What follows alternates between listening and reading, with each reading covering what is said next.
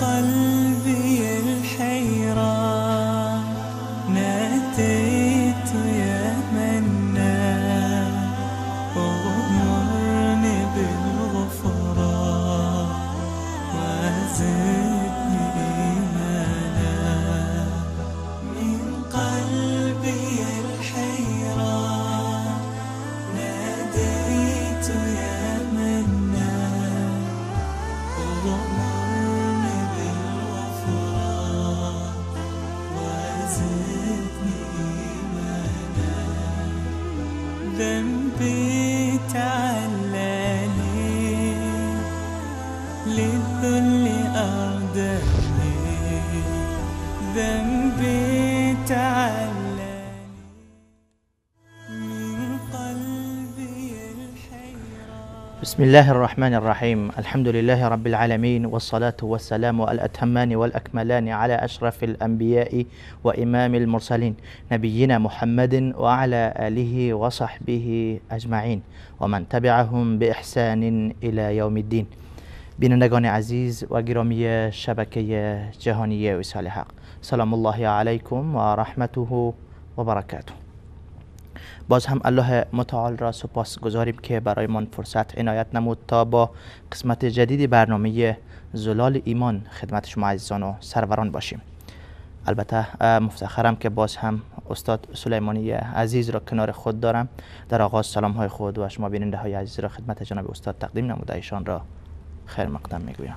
من هم عرض سلام دارم و ادب و احترام خدمت شما استاد گرامی، استاد رحیمی عزیز و همه بینندگان عزیز و ارجمند. امیدوارم که هر کجا که هستید لحظات زندگی و هر روز زندگی بهتر و زیباتر از دیز روز سپری بشه. در خدمت شما هستم. آمین. تشکر. سلامت باشید استاد سلیمانی عزیز. بیننده های عزیز، البته ما در برنامه های گذشته در مورد سومین رکن از ارکان ایمان که ایمان به کتاب های آسمانی بود صحبت را آغاز کردیم. در مورد کتاب هایی که قبل از قرآن کریم نازل شده صحبت های داشتیم و اینکه آن کتاب ها فعلا موجود هستند اما تحریف شدند. بر اصل آن کتاب ها که بر انبیای الهی نازل شده بود، اصلشان از جانب خداوند بود، ما به او ایمان داریم. اما بعداً علمای یهود و نصارا در این کتاب ها دستکاری های زیادی کردند که کتاب هایی که امروز به عنوان تورات و انجیل در میان یهودی ها و نصرانی ها میبینیم، این کلا آن کتابی نیست که الله متعال بر حضرت موسی و عیسی نازل کرده بود.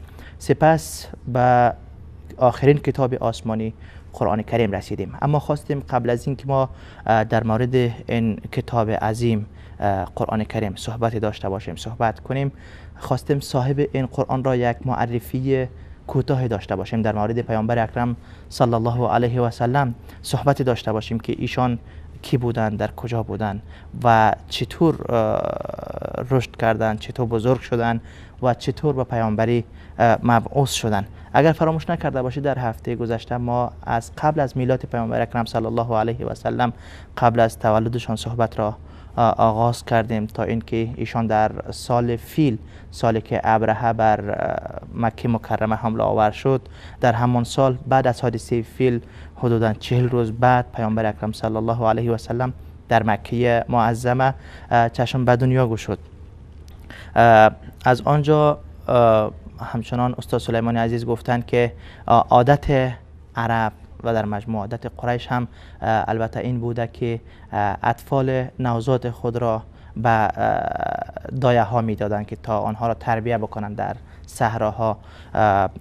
پیامبر اکرم صلی الله علیه و سلم به همین خاطر البته به طائف فرستاده شدند، در قبیله بنی سعد نزد حلیمه سعدیه مادر رضاییشان هستند که به پیامبر اکرم صلی الله علیه و سلم شیر دادند. البته داستانی که چگونه حلیمه آمد به مکه با شوهرش و چطور پیامبر اکرم صلی الله علیه و سلم را گرفتن و با خود بردن، از آن طرف که می آمدن چه وضعیتی داشتن، از این بر که این طفل یتیم را با خود می بردن چه وضعیتی داشتن، روی این صحبت کردیم. البته استاد سلیمانی عزیز در آخرین نکته‌ای که اشاره کردن گفتن در طائف در قبیله بنی سعد زمانی که پیامبر اکرم صلی الله علیه و سلم نزد مادر رضاییشان حلیمه بود، داستان عجیبی، داستان خطرناک هم البته یعنی کمی وحشت داره، ظاهرش من خطرناک میترسم. بله، داستان خیلی عجیبی اونجا با پیامبر اکرم صلی الله علیه و سلم در کودکی رخ داده است. منم ترسیدم. وقتم به پایان رسیده بود، گفتیم هفته بعد از همین داستان صحبت را آغاز کنیم. استاد سلیمانی عزیز، میشه بریم مستقیم روی داستان؟ چی بود؟ الحمدلله و الصلاة و السلام علی رسول الله و علی آله و صحبه و من والاه. اجازه بدید تا اونجایی که شما داستان رو پیش بردید ما هم به همراه بینندگان عزیز و جمع دوستان و عزیزان بریم به طائف. درست. طائف شهری است در شمال مکه، در جنوب مکه مکرمه و حدوداً 80 کیلومتر 70 یا 80 کیلومتر فاصله داره. راههای امروزی فاصله داره. طبیعتاً در قدیم الایام مسافت بیشتری بوده است و آب و هواش خیلی خنک‌تر هست از مکه مکرمه. بله. و همیشه در تابستان ها حتی 10 درجه تا 15 درجه خنک‌تر هست. بیشتر فرق میکنه. بله. و همین روزها مکه شاید بالای 45 هست، اما طائف 35 34 اینطور. خیلی خنک هست. بله. در کل و زمستان های سردی هم داره. یقینا. و منطقه طائف منطقه خوش آب و هوا و سرسبزی هم هست به نسبت مکه مکرمه. بله. حالا شاید به نسبت جاهای دیگه زیاد سرسبز حساب نیاد، اما بله. به نسبت مکه مکرمه بله. خیلی سرسبزتر و باصفاتر هست از لحاظ آب و هوای بله. طبیعیش. و به همین خاطر میرفتن درست. و میبردن فرزندان رو از مکه مکرمه میگرفتن، عده‌ای میبردن به طائف و درست. در مقابل هم یک مقدار پولی در می آوردن و همین که خود اهل مکه هم به دو فایده میکردن این وسط که هم فرزندانشون در یک آب و هوای زیبا بله. و یک بستر خوب رشد میکردن و همین که اون ادبیات عربی و لغت عربی که در بین طوایف مثل بنی سعد در طائف باقی مانده بود سالمتر و فصیحتر بود. لهجه اونها فصیحتر بود در لهجه اهل مکه. به همین خاطر رسول الله صلی الله علیه و سلم تقدیرشون این بود که به همراه حلیمه، درست. حلیمه خوش نصیب، مادر بزرگوار رسول صلی الله علیه و سلم که واقعا مادرشون هست، ایشون رو شیر داد و یعنی میتونیم بگیم که استخوان بدن نازنین رسول صلی الله علیه و سلم از شیریشان تغذیه شده. جوش خورده و تغذیه شده و این سعادت برای حلیمه رضی الله عنها همینقدر کافی است که پیامبر خاتم رو شیر داده.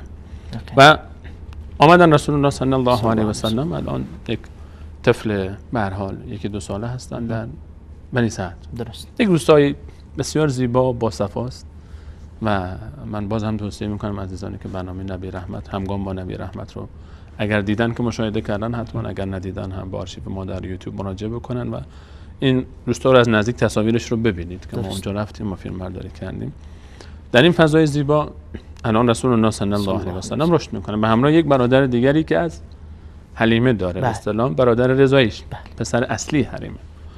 و به هر حال اینجا یک روستاست، یک طبیعت خاص خودش رو داره و در روستا غالبا بچه‌ها میگردن بازی میکنن، این طرف بیرون خانه میرن بازی میکنن. الان در سنی از رشد رسیده رسول صلی الله علیه و سلم که حرکت میکنه، راه میره. یعنی فکر کنیم دیگه حدوداً در سن 2 سال خورده، چون 2 سال که تمام شد. حالا ما یک برگردیم عقب داستان رو.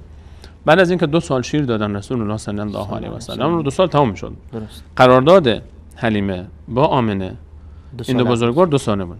بعد از 2 سال الان برگشتن به مکه مکرمه. خب بعد از 2 سال رسول الله صلی الله علیه و سلم رو حلیمه و حارث همسرشون آوردن پیش آمنه و از آمنه خواستن که اجازه بده. الان این 2 سال همش برکت بوده و خیر بوده و تمام زندگی همش برکت است و میدونن به خاطر این طفل است. دلشون نمیخواست که این طفل رو به این راحتی بدن، برگردونن به مادرش. گفتن حداقل تا جایی که میتونیم پیش خود نگه داریم، از برکاتش بهره مند میشه. هیچ خبر ندارن که این در آینده که خواهد شد و چی خواهد شد. وگرنه شاید هرگز او رو به مادرش پس نمیدادن و هیچ هرگز به اهل مکه پس نمیدادن. تا اینکه برگشتن به پیش آمنه بعد پوزش و گفتن که آمنه اگر اجازه بدید چند ماه دیگه این پیش ما بمونه. درست. تا هم ما به هر حال بازم احساس میکنیم که شیر نیاز داره، به شیر بدیم.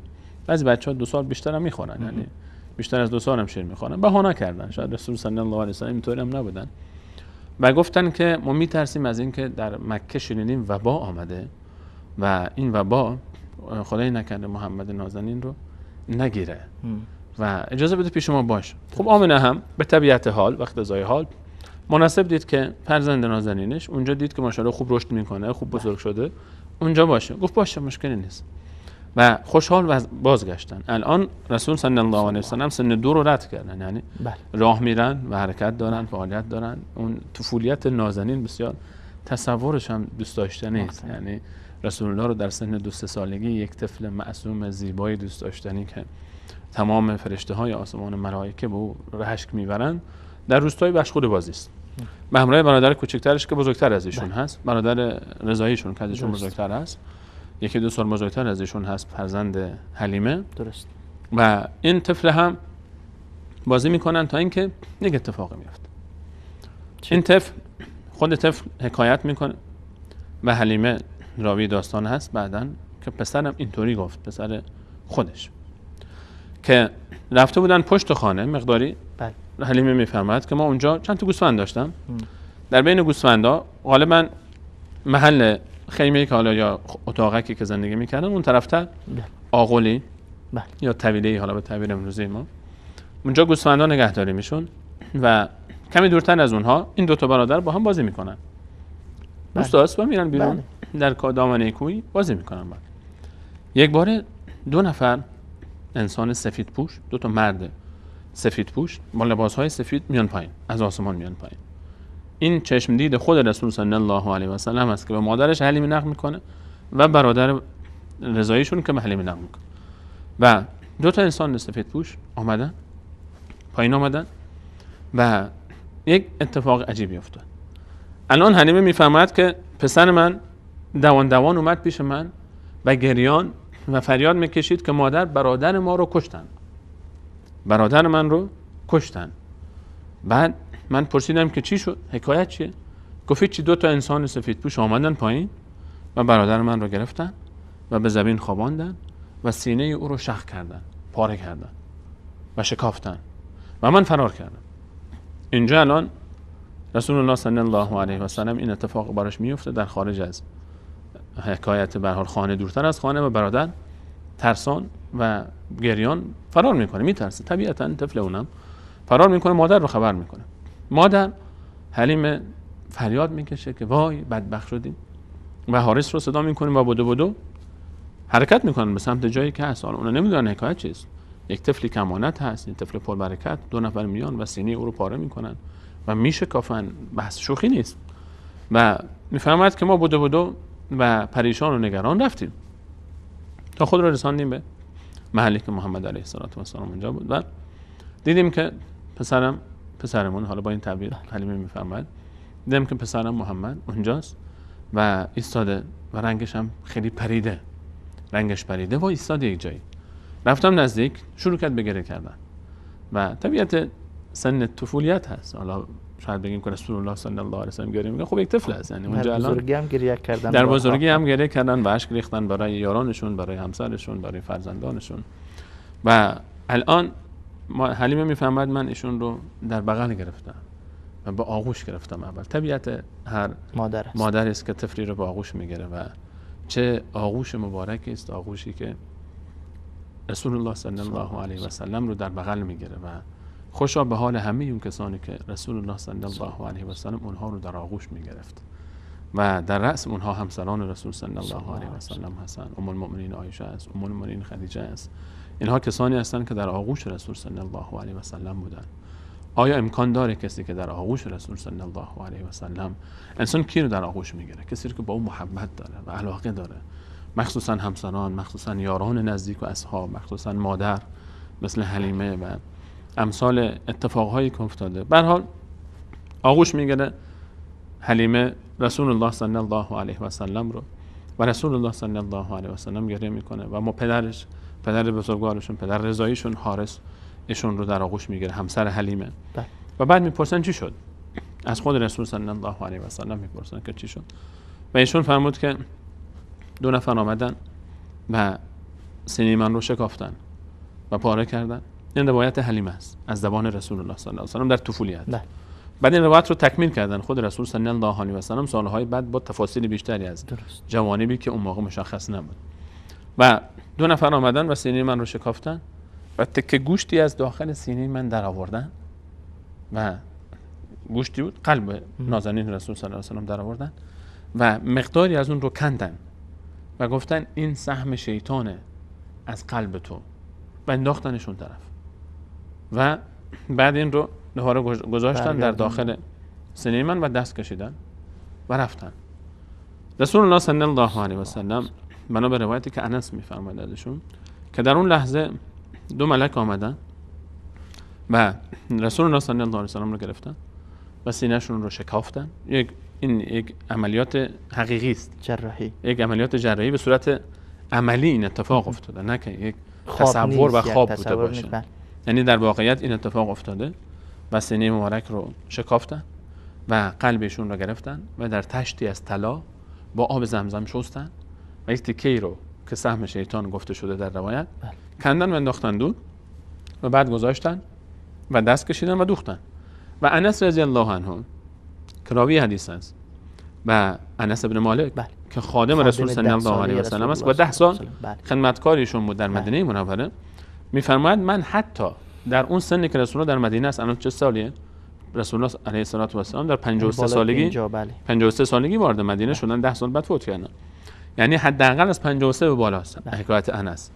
در 53 سالگی یعنی 50 سال بعد از این حکایت، حداقل 50 سال بعد از این حکایت شق صدر، میفرماد من هنوز و کنت ارى اثر المخیط علی صدره، من میدیدم هنوز اثر اون دوخته هایی که اون جراحی که روی سینه مبارکش بود، اون قسمتی رو که شکافته بودن که قلب برداشته بودن، انگار که دوخته بودن دوباره اون قسمت رو و این جراحی در جا خوب شد، یعنی اثری از زخم وجود نداشت.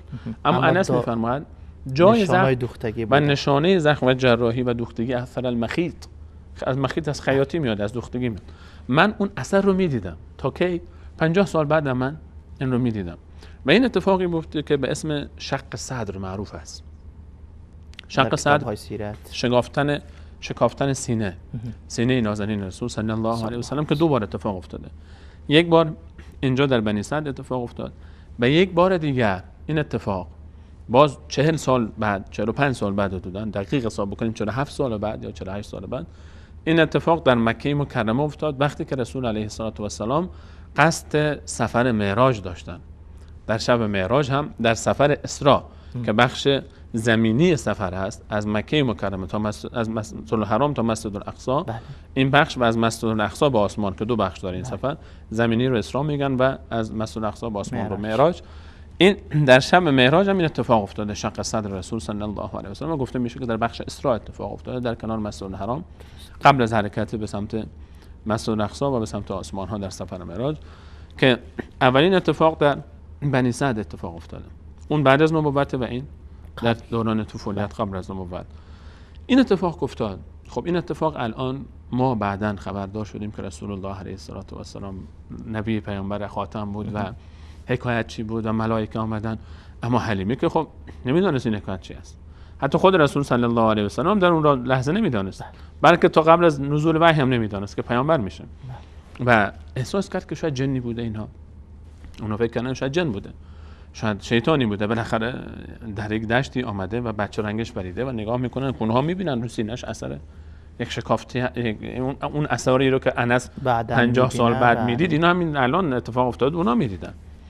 پریشان شدن و حارث گفت به والله این پسر ما یک اتفاقی براش افتاده، بیا تا مشکلی پیش نیامده بیشتر از این برگردونیم به مادرش که بعداً پیش مادرش ما شرمنده میشیم. دیگه اینجا ترسیدن، اینجا حلیمه و حارث ترسیدن از این که این استمرار پیدا نکنه و شاید حکمت الله تعالی بر این بود که این سبب بشه تا اینها دست بکنن و دل بکنن از این فرزند مبارک، اینو برگردونن به جایی که باید برمیگشت، به مکه مکرمه، که اونجا باید کعبه رو سالهای پیش رو 37 سال بعد دیگه باید دعوتش رو از کنار این خانه مقدس کعبه با شروع میکرد. این بود که پریشان شدن، برگشتن. شاید حدوداً طبق صحبت خود حلیمه رضی الله عنها 3 یا 4 ماه بعدش دوباره آمدن به مکه و برگشتن به محضر آمنه مادر بزرگوارشون و گفتن به هر حال ما آوردیم محمد رو آوردیم و آمنه گفت خب چرا چی شده و چرا زود برگشتید، شما این هم اصرار داشتید. گفتن به هر حال دوران شیرخوارگیش تموم شده، ما مناسب دیدیم که به هر حال دیگه انقدر شما دور نباشه، بیاریمش پیش شما و شما در تنگش هستید، مادرش هستید و انشاءالله که همینجا به هر حال جاش خوب هست. گفت آمنه گفت نه، این بهانه شما قابل قبول نیست. تا به من نگید که چی شده، حتما یک اتفاقی افتاده که شما حالا اینطور دارید برمیگردونید، در حالی که این هم اصرار داشتید شما برای بردنش. باید بگید که چی شده. یعنی میفهمن انقدر اصرار کرد تا ما مجبور شدیم که حکایت رو بگیم که حقیقتش همچین اتفاقی افتاد و ما نگران شدیم و ما برگردونیم که خدای نکرده بیشتر نشه. و آمنه فرمود که با احترام به هر حال احترامی که به فرزند نازنینش داره و میدانه که این انسان عادی نیست، فرمود که من میدانم که این فرزند من، برای این فرزند من هیچ اتفاق بدی نخواهد افتاد و والله من در شکمم وقتی که برای این بچه حامله بودم اصلا هیچ اثری از حمل رو که دیگران زنهای دیگر تعریف میکنن من در وجود خودم احساس نمیکردم، هیچ سختی نداشتم و حتی شبی در خواب دیدم که از شکم من نوری بیرون شد و قصرهای شام روشن شد از اون نور و یقینا برای این فرزند من در آینده شأن بزرگی خواهد بود. و مطمئن بود آمنه به هر حال خوابهایی که دیده بود و لحظه تولد رسول صلی الله علیه و سلم، آنچه که حلیمه در حکایت رفت آمد و این حکایت شق و صد ذکر کرده بود، همین اینها به هر حال برای آمنه به هر حال دلایلی بود که احساس میکرد این بچه عادی نخواهد بود، گرچه اون هم مطمئن نبود که پیغمبر میشه و خبر نداشت که پیغمبر میشه که خود رسول الله صلی الله علیه و سلم هم بی‌خبر بود. رسول الله علیه و سلم بازگشتن به مکه مکرمه در سن 2.5 سالگی حدودا، دوباره به دامان مادر و به مادر بازگشتن و مادر آمنه فرزند نازنینش رو داشت. در یک از سفرها که رسول الله علیه و سلم 6 ساله هستن، الان 6 ساله شده بودن، مادر تصمیم داشت که به یثرب آن زمان و مدینه امروز حرکت بکنه و سفر بکنه پیش برخی از اقوام و خویشاوندانش در مدینه منوره، اونها رو زیارت بکنه و ببینه. اون روز به هر حال اسم شهر یثرب بود و الان مدینه منوره است. حرکت کرد. در مسیر بازگشت مادر مریض شد. در مسیر بازگشت مادر مریض شد. وقتی که برمیگشتن از سفر مادر مریض شد در منطقه به اسم ابوا. اسم منطقه هست ابوا. روستایی است، الان هم بسیار سرسبز و باصفا، در نزدیکی‌های وادی قدید، در بین راه مکه و مدینه، حدوداً 150 کیلومتری مانده به مکه از سمت مدینه. درست. منطقه بعد از وادی، قبل از وادی قدید از اون طرف و از این طرف بعد از وادی قدید میشه. وادی قدید اونجایی است که خیمه معبد در مسیر هجرت رسول صلی الله علیه و سلم قرار داشت. و در منطقه ابوا مادر دیگه آخرین لحظات عمر مبارکش رو میگذرون و اون دیگه مادر رسول صلی الله علیه و سلم. الان رسول الله 6 ساله است و از دنیا نه پدری داره و نه برادری داره و نه خواهری داره، فقط یک مادر داره. اون مادر هم الان در لحظاتی است که واقعا برای یک طفل 6 ساله‌ای که کسی رو نداره سخت است که شاهد آخرین لحظات حیات مادرش باشه و مادری هم که جوان بود، مادری هم که گویی که الله متعال این زن رو فقط یک مسئولیت داده بود در دنیا که اون مسئولیتش رو بعد ادا بکنه، فرزند نازنینی به دنیا بیاره به نام محمد علیه السلام و بعد از 6 سال هم رها بکنه او رو و بره. و آمنه مریض شد و در بستر بیماری رسول الله صلی الله علیه و سلم رو تنها گذاشت و از دنیا رفت و در منطقه ابوا دفن شد و قبرشون در ابواست، منطقه ابوا. و رسول الله صلی الله علیه و سلم در 6 سالگی از مادر هم یتیم شد و دیگه مادر رو هم هرگز بعد از اون ندید و این سخت است. یعنی ما الان صحنه‌هایی رو داریم تصور میکنیم که گفتنش برای ما سخت، حقیقتش تحملش که به جای خود. رسول الله الان نه پدری داره، نه مادری داره، نه خواهری داره و نه برادری داره. عزیزترین افراد زندگی انسان این 4 نفرن، یا پدر است یا مادر است، اول که مادر، بعد پدر، بعد خواهر و برادرها هستن. یعنی انسانی که هیچ کدوم از این 4 تا رو نداشته باشه واقعا تنهایی رو با تمام وجود احساس میکنه. و الله متعال تقدیرش بر این بود که تا رسول الله علیه و سلم از پدر و مادر یتیم باشه تا برای هیچ یتیمی دیگر بهانه‌ای باقی نمانه که من یتیم بودم و نمیتونستم کاری بکنم و یا اینکه من خواهر و برادری نداشتم که از من حمایت بکنم.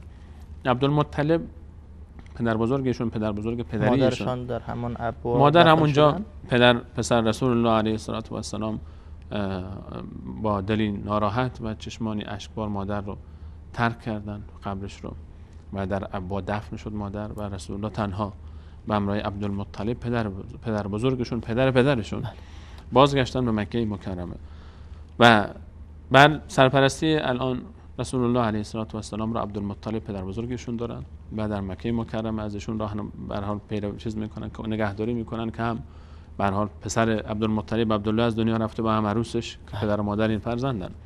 2 سال بیشتر طول نمیکشه که عبدالمطلبی که شدیداً دوست داره رسول الله صلی الله علیه و سلم رو و بزرگ قریش و احترام میکنه به اون و به حدی احترام میکنه که حتی وقتی که انقدر هیبت داره که در محفل عبدالمطلب وقتی همه میشینن کسی جرئت نمیکنه کنارش بشینه، هم روبروش میشینن.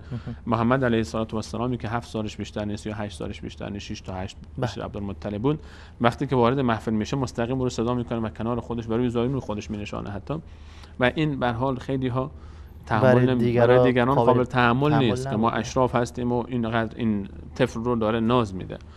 و این لطف و احسان پدر بزرگ هم زیاد دوام نیاورد و 2 سال بیشتر نشد تا در سن 8 سالگی پدر بزرگ عبدالمطلب هم از دنیا رفت و باز یک غم دیگری بر غم‌های رسول صلی الله علیه و سلم اضافه شد و رسول الله در سن 8 سالگی پدر بزرگش رو هم که بزرگترین حامی او بعد از مادر بود رو از دست داد و عبدالمطلب در آخرین لحظات حیات خودش از بین فرزندانش ابوطالب رو خطاب قرار داد. ابوطالب پدر علی رضی الله عنه که در اون لحظه هنوز علی به دنیا نیامده بود. درست. و ابوطالب عموی رسول صلی الله علیه و سلم هست.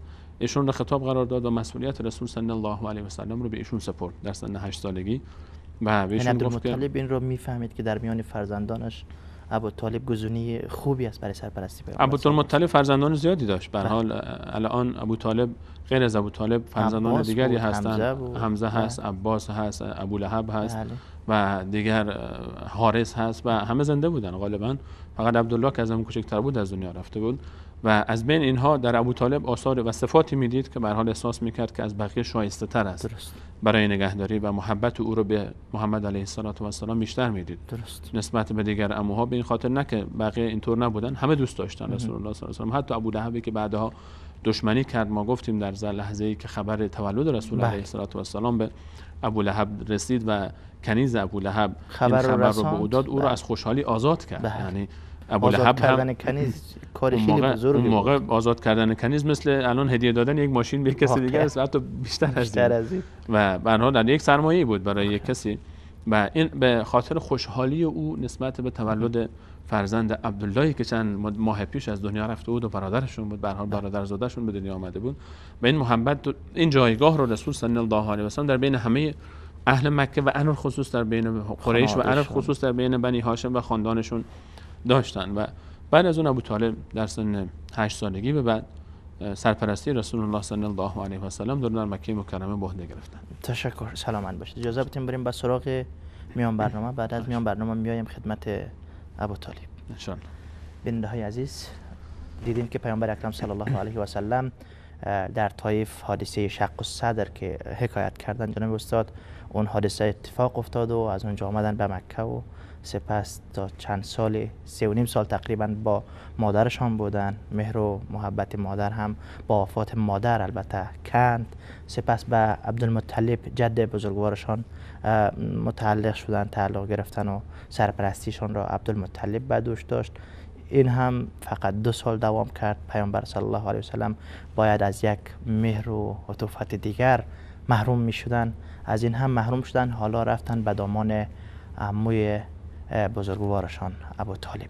برمیگردیم که ابوطالب این طفل یتیم، این یتیم 8 ساله را چگونه تربیت کرد و ابوطالب با این یتیم چی کرد. واقعا اینجا خیلی نشیب و فراز زیاده هست. بعد از یک برنامه ان شاء الله با اون باشید.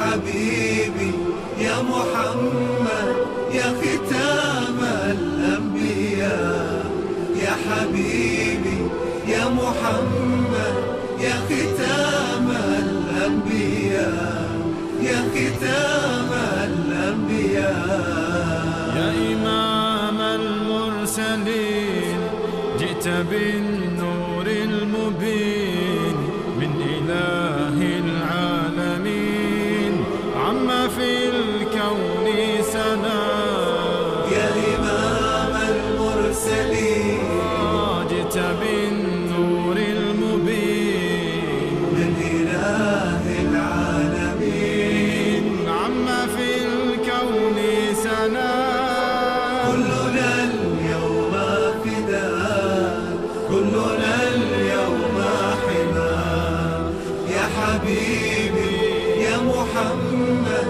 يا ختام الأنبياء يا ختام الأنبياء. بعث حبيبنا محمد ليتمم مكارم الأخلاق. كان صادقا أمينا قبل أن يبعث، وبعدما بعث أوذي من قومه وطرد من مكة فلم يقدم لهم بعد أن تمكن منهم وقدر عليهم إلا العفو والمسامحة. سيد بالخلق ساد كل أرجاء البلاد من ظلام وسهاد نحو خير وضياء. سيد بالخلق ساد كل أرجاء البلاد من ظلام وسهاد نحو خير وضياء.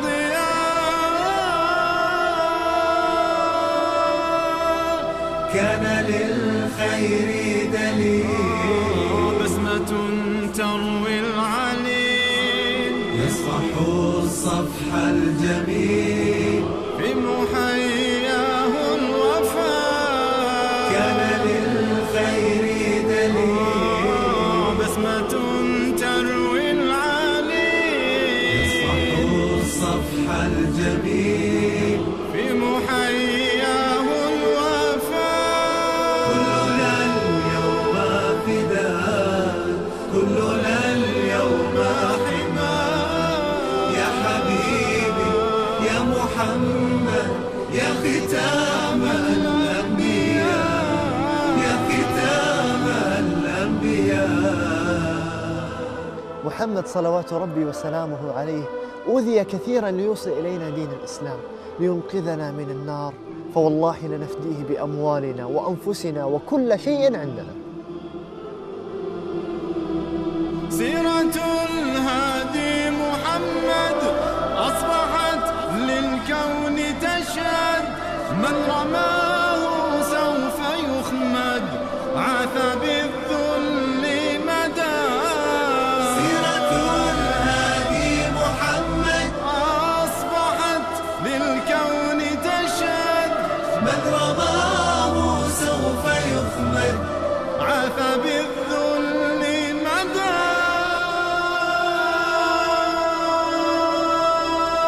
كلنا اليوم فداء كلنا اليوم حماه كلنا اليوم فداء كلنا اليوم حماه يا حبيبي يا محمد يا ختام الأنبياء يا حبيبي يا محمد يا ختام الأنبياء يا ختام الأنبياء. Muhammad, peace be upon him, was the best teacher who ever lived. He was able to teach students of all types, regardless of their age or level of intelligence or social background. He was the most perfect teacher while he himself was unable to read or write. Muhammad is the last and final messenger of God.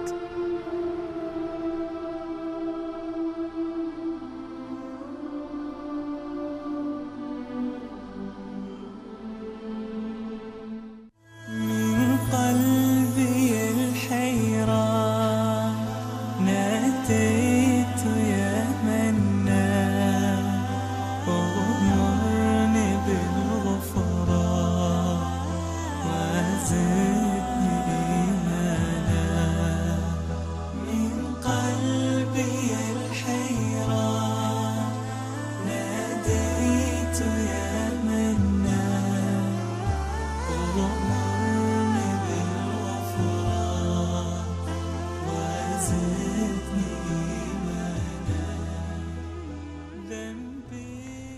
با سلام مجدد خدمت شما بیننده های عزیز و گرامی با برنامه زلال ایمان با موضوع پیامبر صلی الله علیه و سلم قبل از نزول قرآن قسمت دوم. البته در هفته گذشته نیز روی این موضوع صحبتی داشتیم و حالا با قسمت دوم این برگشتیم. پیامبر صلی الله علیه و سلم قبل از نزول قرآن. استاد سلیمانی عزیز، ما به اینجا رسیده بودیم که پیامبر اکرم صلی الله علیه و سلم عبدالمطلب جد بزرگوارشان را نیز در عمر 8 سالگی از دست میدهند و اما عبدالمطلب قبل از اینکه وفات بکنه فرزندانشان را جمع میکنه و از میان اینها ابو طالب را برای سرپرستی و کفالت پیامبر اکرم صلی الله علیه و سلم یا همان محمد 8 ساله انتخاب میکنه و برمیگزینه. حالا پیامبر صلی الله علیه و سلم در اون وقت که محمد هست در دامان عمویشان ابو طالب هستند. اینجا با ابو طالب چه رخ داد؟ چه داستان‌های میان این دو رد و بدل شد؟ پیامبر صلی الله علیه و سلم را ابو طالب چطور سرپرستی کرد؟ آیا واقعا حق یک عمویی را ادا کردن؟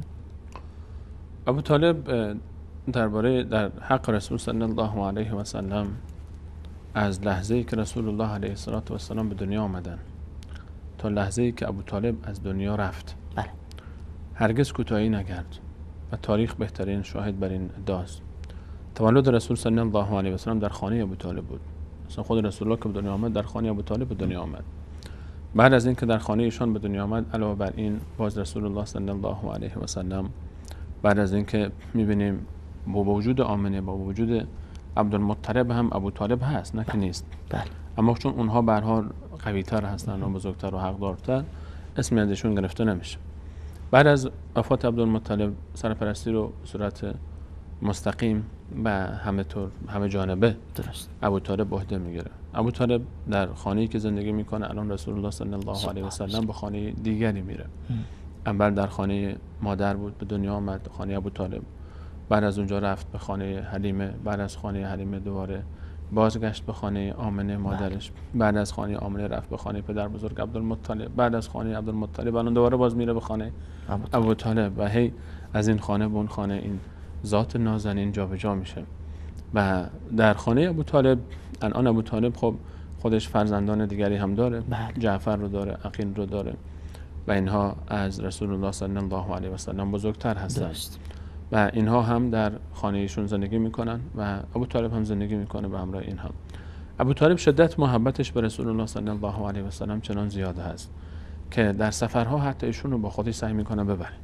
در سفرهای تجارتی؟ در سفرهایی که داره. ما میدونیم که در مکه مکرمه غالب وضعیت اقتصادی طوری بود که بیشتر حول محور تجارت میگشت.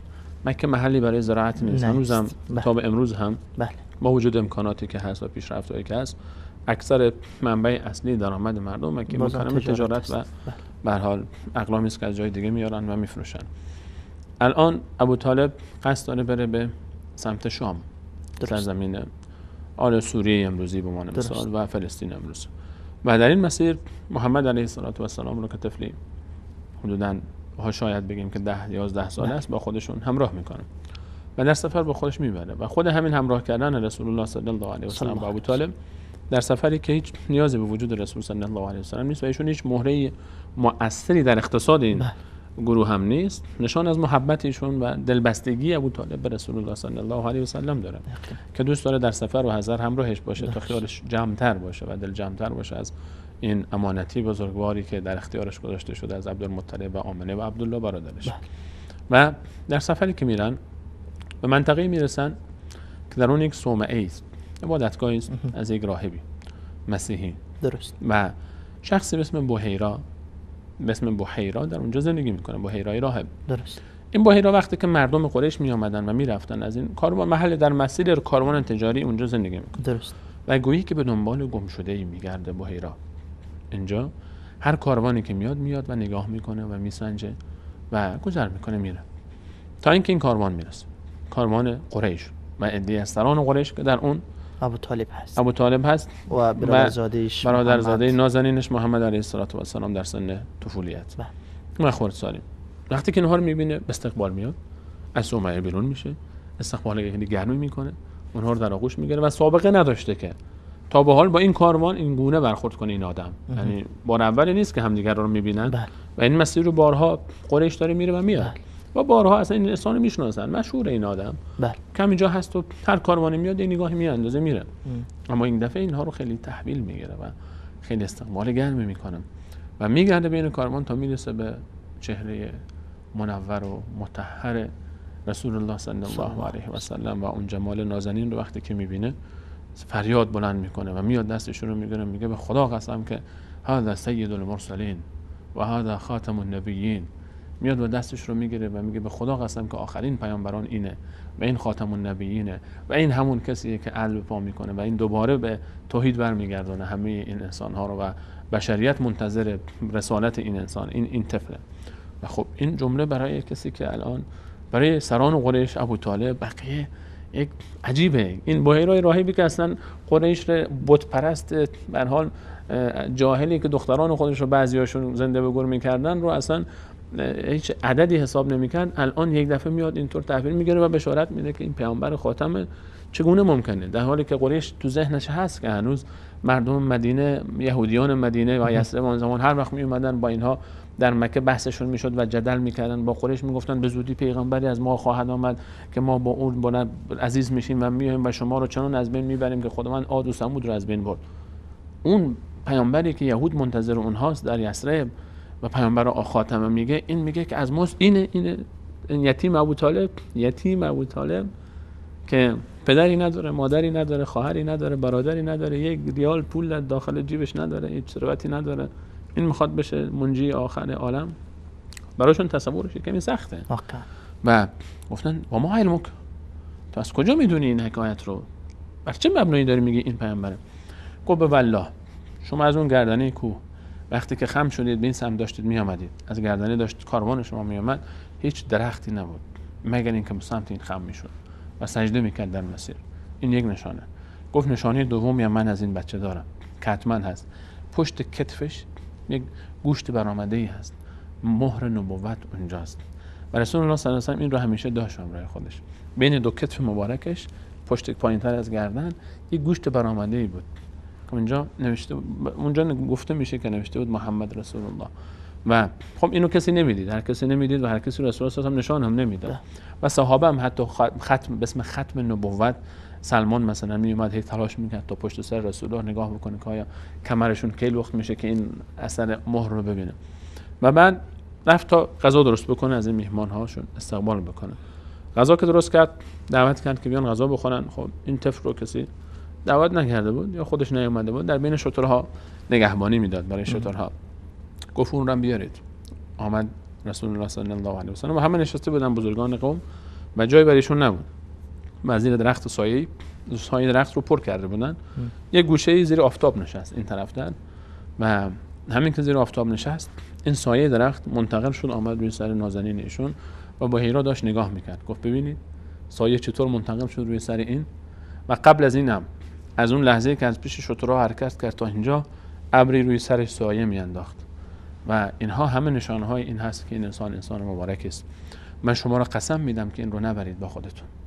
رومیان اگر خبر بشن بلای سر این در میارن. در همین اثنا بود که چند نفر از رومیان آمدن، 7 نفر از رومیان آمدن و بحیرا گفت چه خبره؟ گفتن والا ما شنیدیم که پیامبر خاتم ظهور کرده و خارج شده از حجاز و به این سمت داره میاد، از حالا جادوگرانی که داشتن یا هر پیشگویی هایی که داشتن و ما اومدیم تا او رو از بین ببریم. بحیرا خطاب اونها گفت آیا آنچه که الله تقدیر زده که اگر پیامبری میاد و مبعوث میشه شما میتونید جلوی تقدیر الله تعالی رو بگیرید؟ گفتن نه، تقدیر الله رو که کسی نمیتونه جلوش رو بگیره. گفت پس شما هم هرگز دستتون به اون آدم نخواهد رسید، خودتون رو خسته نکنید. اون اگر قرار پیغمبر آخر باشه و بیاد میاد و شما هم نمیتونید جلوی او رو بگیرید. گفتن راست میگی. برگشتن و بعد به ابو طالب سوال کرد، گفت دیدید من گفتم که اینها میان و یک ضرری به این بچه میرسونن و اصرار کرد به التماس. و ابو طالب به همراه شخص دیگری اون که سفرش رو مجبور به ادامه بده به خاطر تجارت و برگردان رسول الله صلی الله علیه و سلم رو مکه مکرم. و اینها هم همه نشانه‌هایی است برای اینکه این انسان، ما از شق صدر وقتی صحبت می‌کنیم، از حادثه فیل وقتی صحبت می‌کنیم، از وقتی از کراماتی که در راه برای حلیمه اتفاق میفته، وقتی که برای خود رسول صلی الله علیه و آله اینجور بشارت‌های دیگران اعتراف میکنن، همه اینها نشان از یک حرکت عظیم داره که قرار اتفاق بیفته. همه اینها مقدمه نزول قرآن است. همه اینها مقدمه دلیل حقانیت قرآن است. همه این موارد. رسول الله برمیگردن به مکه. در مکه وضعیت اقتصادی ابوطالب مناسب نیست و ابوطالب وضعیتش خوب نیست و پیامبر دوست ندارن که سربار خانه باشن و دوست دارن که کمک بکنن.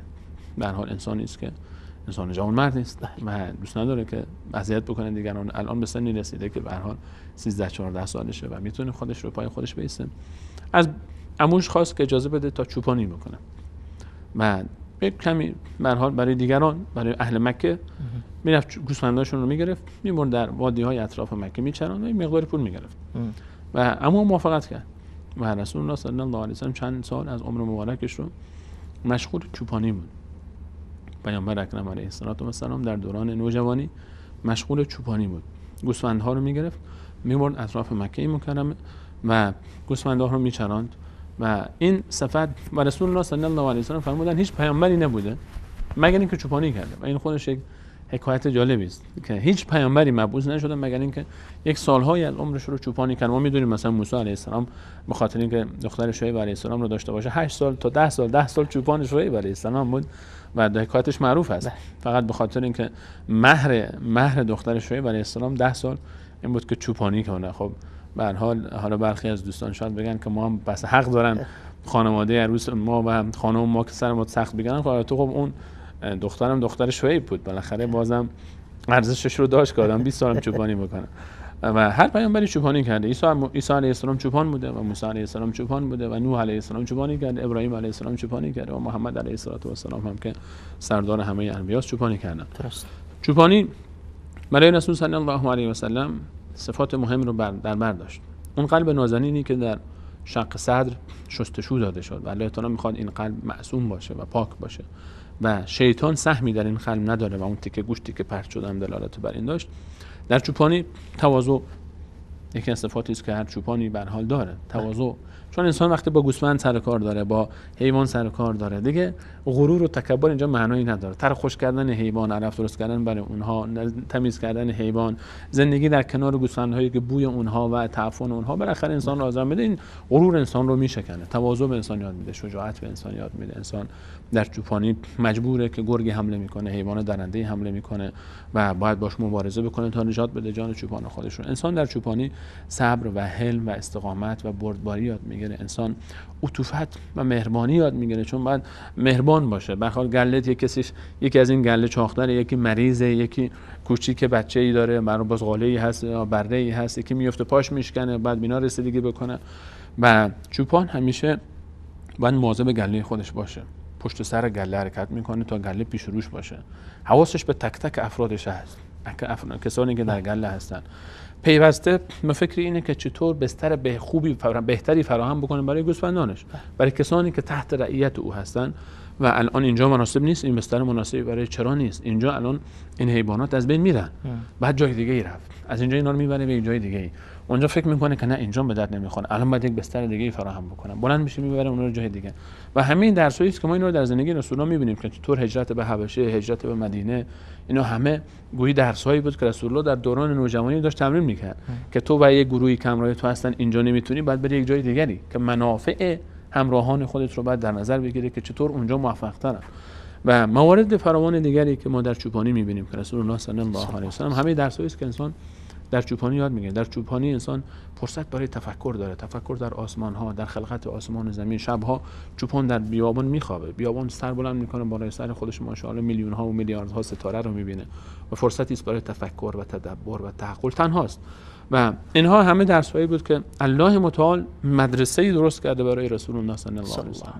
تمام لحظه زندگی رسول الله فرصتی است برای ساختش، مدرسه‌ایش برای تعلیم این انسانی که باید معلم بشریت باشه. و الله تعالی داره رو تربیت میکنه. یتیم به دنیا آمدنش، از بین رفتن، از دنیا رفتن مادر، بدون خواهر و برادر بودن، همین مشکلاتی که سر را میاد، چوپانی کردن، سختی ها. بعد از مدتی الان دیگه رسول الله صلی الله علیه و سلم رسیده به سنی بالای 20 و جوان شده و کسی شده که در مکه مکرمه دختر و زنی نیست که آرزوی ازدواج با این نازنین رو نداشته باشه. رسول الله است. جمالش، جمال انسان در 20 تا 25 سالگی بالاخره اوج جمال یک جوان هست. بله. و اون جمال هم جمالی به مانند رسول الله علیه السلام که در جمال از هیچ کسی کم نداره. و صحابی میفرماید من در شب 14 ماه بدر کامل نگاه کردم به ماه و یک نگاه انداختم به رسول الله علیه السلام، به والله که چهره نازنین رسول الله از ماه بهتر بود و زیباتر بود. و ام المؤمنین عایشه میفرماید زنانی که جمال یوسف رو دیدند اگر جمال یوسف من رو میدیدند، محمد علیه السلام رو، اگر جمال محمد علیه السلام رو میدیدند، به جای اینکه کاردها رو بر انگشتان خود بزنند و ببرند، بر قلب خود میزدند و خود رو میکشتند. الان این جمال نازنین خب در مکه مکرمه وقتی که قدم میزنه دیگه مشخصا هر کسی که میبینه شیفته و شیدای این انسان هست. علاوه بر این که این انسان صفات جمال داره، صفات کمال داره و هنر داره. یک روز یک کسی در کنار کعبه صدای بلند کرد، آمده بود از مدینه، یک تجارتی کرده بود، مالی داشت پیش آس ابن وائل، بابای عمرو ابن آس. آس ابن وائل از سران قریش بود و پولشو کسی نمیداد، زور میگفت نمیدم زوره. بعد کنار کعبه رفت و ندا برآورد که من کمک کنید، من آس ابن وائل از من پولی گرفته و نمیده. کی جرأت میکرد در مقابل آس وایسته؟ از سران قریش و قبیله پشتش وایستادن، همه جرأت نمیکنه کسی حرکت بکنه. هیچ کی چی نکرد. بعد برخی از جوانان قریش در خانه عبدالله ابن جدعان جمع شدن و گفتن اینطوری که نمیشه، مظلومی آمده در شهر ما و ظلم میشه بهش، چون فلانی بزرگ کسی جلوش وای نمیسته، ما آقا یک اتحادی تشکیل میدیم، چند نفری با هم میریم حقش ازش میگیریم. گفتن باشه و رسول الله صلی الله علیه و سلم دعوت کردن، ایشون هم محمد در این گروه شرکت کرد، چند نفری از جوانان جوان مرد قریش و رفتن پیش آس، گفتن آس یا مالشو میدی یا میزنیمت یا میگیریم، به زور ازت میگیریم. مجبور شد که پس بده و این اتفاق رو به اسم حلف الفضول نامیده شد. فضول از یعنی فضل گرفته شده، کسانی که اهل فضل و کرم بودن با هم قسم خوردن برای دفاع از حق مظلومین. و رسول الله فرمود بعد از رسالتم به والله اگر بازم همچین پیمانهایی برای من پیدا بشه در مشارکت میکنم و شترهای سرخ هم من رو از شکستن همچین پیمانهایی باز نمیدارن. یعنی اگر کسی بیاد من وعده شترهای سرخ بده که بهترین سواری اون زمانه بود که دست بردار از این کار، بر نمیدارم. و این صفات خب جوانمرد است، صادق است، پاک است. در مکه‌ای که شراب رو مثل چای خوردن ما الان چطور چای میخوریم در هر محفلی، اونا چند به سادگی شراب میخوردن، اصلا نوشیدنی اونها شراب بود. یک قطره به لب نازنین این انسان عظیم نرسیده شراب. در مکه‌ای که آزادی‌های جنسی به حدی است که اصلا تصور نمیشه کرد انسان، شکل‌های مختلفی به ترسیم کشیده میشه از اون، این انسان نازنین چشمش به نامحرمی نمیفته و نگاه بد نمیکنه به کسی. اون قلبی که شستشو داده شده در تشتی از سراب و آب زمزم، این تاثیراتش. در مکه‌ای که 360 تا بت داخل کعبه است و هر کسی که یا لات مدد یا عزا مدد یا فلان مدد یا فلان مدد میگه، هرگز برای بتی سجده نکرده و برای بتی تعظیم نکرده و اعتقادی هم نداره با آنچه که از شرک و کفر مردم مکه اعتقاد دارن. در مکه‌ای که لهو و لعب، محفل‌های طرب و کنیزکان و رقص و شراب و پایکوبی و شب زنده‌داری ها تا به صبح و اینهاست دیگه، سرگرمی دیگه ندارن، تجارت میکنن، سال 2 بار تجارت میکنن، میان میگن تا کل تو سال میخورن دیگه، نشستن شب تا صبح میخورن، به قول شما کنسرت میگیرن و به هر حال پارتی میگیرن و از این موارد میگیرن. و این در این مکه مکرمه رسول الله صلی الله علیه و سلم حتی یک لحظه هم در این محافل شرکت نمیکنه. اما جایی که دفاع از ظلم باشه، دفاع از مظلوم باشه، در مقابل ظالم ایستادن باشه و مقاومت با ظلم، میاد. در جایی که کمک به یتیمان و مساکین باشه، میاد. مهمان نوازی میکنه، به یتیمان رسیدگی میکنه، به کسانی که درمانده هستن رسیدگی میکنه. این صفات مردان قریش در حیرت ماندن از این انسان، دختران و زنان قریش که هوش از سرشون پریده و آرزومندن تا یک روزی محمد بیاد در خانه اونها رو بزنه. در سن 25 سالگی نازنین رسول صلی الله علیه و سلم آمد یکی پیشش که تجارت نمی‌کنی؟ گفت تجارت کجا؟ من که پولی ندارم، ثروتی ندارم. و گفتن که یک نفری هست ثروتمنده، ثروت زیادی داره، میخواد تجارت بکنه، دنبال یک کسی میگرده که تجارت بکنه و سهمی از تجارت رو، سود رو به تو میده. فرمود که کی؟ گفتن خدیجه. خدیجه کیه؟ خدیجه ثروتمندترین زن مکه است. در بین زنهای مکه میلیاردر مکه خدیجه است. خدیجه کیه؟ عظیمترین زن مکه است، در عقلش، در هوشش، در فراستش. باهوشترین و زیرکترین زن مکه است. خدیجه کیه؟ خدیجه با شرفترین و با نجابتترین زن مکه است. در این فضایی که توصیفشو کردیم از فسق و فجور و گناهان اینها، اگر محمد امین علیه السلام معروف به امانتداری و زیبایی در مکه، در اخلاق و مکارم و پاک زندگی کردن، در بین زنها اگر یک زن معروف خدیجه است. با اینکه 2 بار ازدواج کرده قبلش، 2 بار هم قبل از اون ازدواج کرده و الان 40 سال سن مبارکش هست، اما باز هم سران قریش آرزو میکنن کاش خدیجه اجازه بده که برن برای خواستگاری خدیجه، اما هر کسی هم به حضور نمیپذیره خدیجه. چند نفر هم تلاش کردن و رفتن و قبول نکرد که با اونها ازدواج بکنن. خدیجه هم 2 بار ازدواج کرده با 2 تا مرد محترم و با شخصیت و ثروتمند.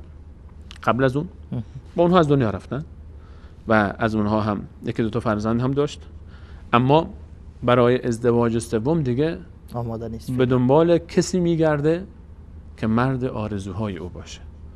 توصیفات محمد علیه السلام به خدیجه هم رسیده. الان یک فرصتی است که میخواد ببینه که واقعا آیا اون چی که میگن رو این جوان داره یا نداره. غلامی داره به اسم میسره، میفرسته که برو پیش محمد علیه السلام بهش پیشنهاد بده. میسره اومده الان به رسول الله پیشنهاد میده که محمد حاضری در کاروان خدیجه بری و تجارت خدیجه رو به عهده بگیری. خدیجه نمیخواد دیگه خودش در تجارت شرکت بکنه، پول میده به کسی که بخواد تجارت بکنه، در تجارت شریک میشن. رسول الله صلی الله علیه و سلم فرصت خوبی گیر آورده برای اینکه کمک خرج باشه به عموی خودش و خودش رو پای خودش بیسته، قبول میکنه. این تجارت شروع میشه. تجارت به شام برای مال خدیجه. رسول الله صلی الله علیه و سلم صاحب این کاروانه. میرن شام، برمیگردن. در بین راه میسره حواسش هست، انگار که تجارت خدیجه این بار به دنبال پول نیست، در این تجارت به دنبال مال هم نیست، به دنبال کسب و درآمد هم نیست، به دنبال یک چیز فقط، که آیا آنچه مردم مکه درباره محمد میگن علیه السلام حقیقت داره یا نه. فقط به دنبال تصمیم نهایی خودش در خواستگاری از محمد علیه السلام. خدیجه میخواد خواستگاری بکنه، خودش میخواد خواستگار باشه از محمد علیه السلام و میدانه که اگر در این حکایت تأخیر بکنه، این مرد، این جوان نازنین کسی نیست که دختران قریش او رو برای خدیجه بگذارن تا خودش بیاد خواستگاری خدیجه و شاید هرگز هم نیاد. شاید فکر نکنه که خدیجه خب سران قریش رو جواب کرد، منو کجا قبول میکنه، یتیم عبدالله که ایدیال ندارم و نوکرش در کاروانش، نوکر خدمتش هستن به اصطلاح. میسره وقتی که برمیگرده، علاوه بر این که ثروت عظیمی صاحب این کاروان به دست آورده که خدیجه است، از تجارت اصلا سابقه نداشته در تجارت خدیجه تا بار کسی اینقدر سود بکنه که این بار سود کرده این کاروان. علاوه بر اون میسر مینشینه و از کرامات میگه، از چیزهایی میگه که ما چند نمونهش رو در حکایت بحیرا و در حکایت حلیمه گفتیم. خب اینا در طول زندگی رسول الله نازنین همیشه هست بوده باش و همیشه باش بوده، تا آخر حیاتش هم بود. و این کرامات رو وقتی که برخی از این صفات رو میگه، از این کرامات رو میگه، برخی از این ویژگی ها رو میگه، برخی از این جوانمردی ها و فداکاری ها در سفر باید شناخت. انسان در سفر واقعا خیلی میشناسه انسان رو. سفرهای تجاری مشکلات میاد، سختی ها میاد، صداقت محک میخوره و امتحان میشه، جوانمردی امتحان میشه، صبر و استقامت، تمام صفات اخلاقی بروز داده میشه. دیگه نمیشه تظاهر کرد. شب و روز با همن، سفر 2 ماه 3 ماه با هم بودن برگشتن. الان این صحبت ها رو که میکنه دیگه دل در دل خدیجه کبرا، بانوی بزرگ مکه مکرمه نیست و الان دیگه نمیتونه منتظر باشه بیشتر از این و مرد رویاهاش رو پیدا کرده و به دنبال راه حل میگرده که الان خب اگر محمد علیه السلام، محمد خب نمیدونه که پیامبر میشه، اگر میدونست که اصلا دیگه رقابت میکردن، همه با هم جنگ ها میشد، به خاطر این حتی زنهای با شرافت و با نجابتی که دوست داشتن، افتخار اینو داشتن که همسر رسول صلی الله علیه و بشن. در کنار این که رسول الله الان دوستانی هم داره، ابوبکری داره که از بچگی 2 سال از او بزرگتر بوده، 2 سال کوچکتره از رسول الله و رسول الله 2 سال از ایشون بزرگتره و از همبازی‌های به دوران کودکی است و از همراهانشون باشون مشورت میکنه و به هر حال عثمان هست و عبدالرحمن ابن عوف هست. اینا سران هم جوانای هم سن و سالی که به هر حال اینها رفیقایشون هستن، تا اینکه الان خدیجه تصمیم نهایی خودش رو گرفته که باید خواستگاری بکنه و مشورت میکنه با یک بانوی بزرگواری که مشاور و خادم خدیجه است به نام نفیسه. این حکایت رو میگذاریم. وقت برنامه ما پایان رسیده. حادثه خواستگاری خیلی مهم است، فکر میکنم طول میکشه. شکل خواستگاری هم خیلی جالب است. شکل خواستگاری از رسول الله صلی الله علیه و آله بگذاریم که تا بیننده ها منتظر باشن که این خواستگاری چطور اتفاق افتاد. و این خواستگاری هست که خیلی به نظر من الان در عصر و زمان ما نیاز هست که واقعا روی این شکل خواستگاری هم کار بشه. تشکر. سلامت باشید بیننده های عزیز. پیامبر اکرم صلی الله علیه و سلم حالا جوان 25 ساله هستند که در مدینه منوره و مصروف تجارت اموال بانوی عظیم مکه مکرمه خدیجه کبرا هستند. اما اینجا خدیجه کبرا بر علاوه منافع این تجارت چیز دیگه میخواهد که او عبارت از خواستگاری پیامبر اکرم صلی الله علیه و سلم است. داستان خواستگاری و ازدواج ایشان با خدیجه چطور اتفاق میافتد و چگونه ابو طالب قبول میکند که یک خانم 40 ساله با برادرزاده 25 سالشان، خانمی که دوبار تجربه ازدواج قبلا داره، این ازدواج اتفاق بیفتد.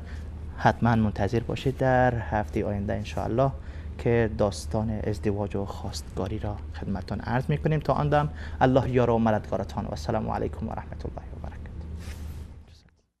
من قلبي الحيران ناديت يا منان وغمرني بالغفران وزدني إيمانا. من قلبي الحيران ناديت يا منان وغمرني بالغفران وزدني إيمانا.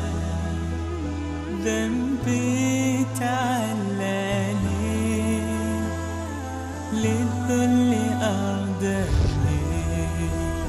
ذنبي